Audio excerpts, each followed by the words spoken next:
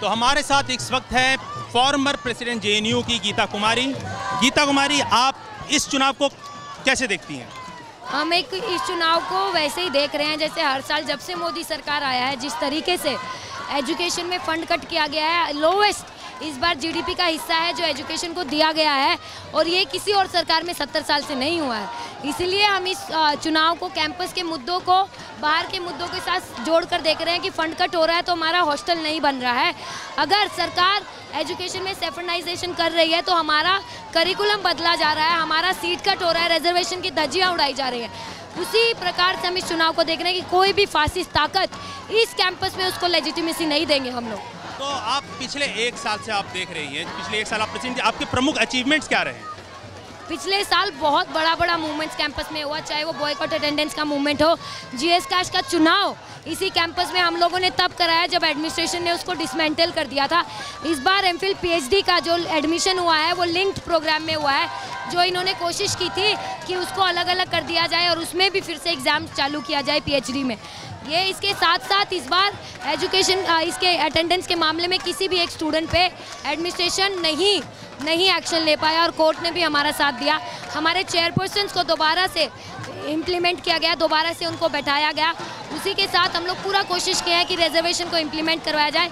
इस बार MPhil PhD की seat पिछली बार से ज़्यादा इस कैंपस में निकली है। हमारी कोशिश रहेगी इस बार हमारा ये जो पूरा ब्लैंकेट क्राइटेरिया था यूजीसी गैजेट का कि 50% आएंगे, उसमें कोई रिजर्वेशन नहीं मिलेगा, उसी के लिए आप वाइवा में जा सकते हैं, उसको ख़त्म करवाया गया। 2019 में जो है केंद्र का चुनाव है, उससे ये चुनाव कितना इम्पोर्टेंट हो जाता है? एकदम इम्पोर्टेंट है। हमेशा जेएनयू के बारे में एक बात बोला जाता है कि जो आज जेएनयू सोचता है वो 3 साल बाद देश सोचता है, लेकिन इस साल ये होगा कि जो 2018 में जेएनयू सोचेगा, 2019 में जेएनयू मजबूर करेगा पूरे देश को वो सोचने के लिए कि किस तरीके से एक सांप्रदायिकता फैलाने वाली, फासिज्म फैलाने वाली जो सरकार है वो सत्ता में बैठी हुई है और उसको जाना ही होगा।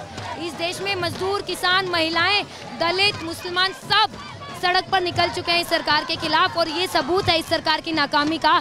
और सिर्फ इस कैंपस में नहीं, पूरे देश में इस सरकार को हार मिलेगी। तो आप इस बार जो कैंपस में है, किस पार्टी को अपने सबसे मजबूत कंपटीशन मानती हैं?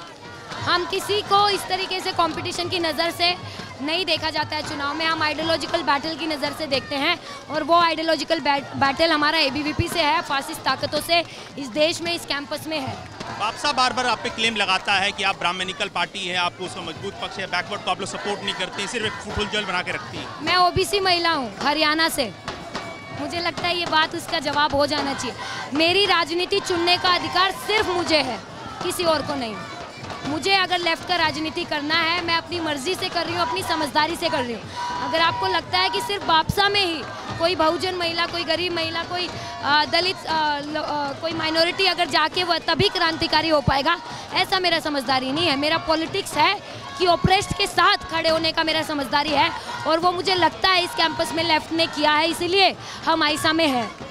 तो ये थी गीता कुमारी जो अपना पक्ष रख रही थी, पिछले एक साल के अपने अचीवमेंट को बता रही थी कि 2019 के केंद्र पे जो चुनाव होने वाले, उससे ये चुनाव कितना महत्वपूर्ण बन जाता है। तो लगातार हम आपको बताते रहेंगे, जेएनयू में लगातार अपडेट देते रहेंगे। तो हमारे साथ जुड़े रहें और देखते रहें इंडिया न्यूज़ और हमारे डिजिटल वेबसाइट इन खबर।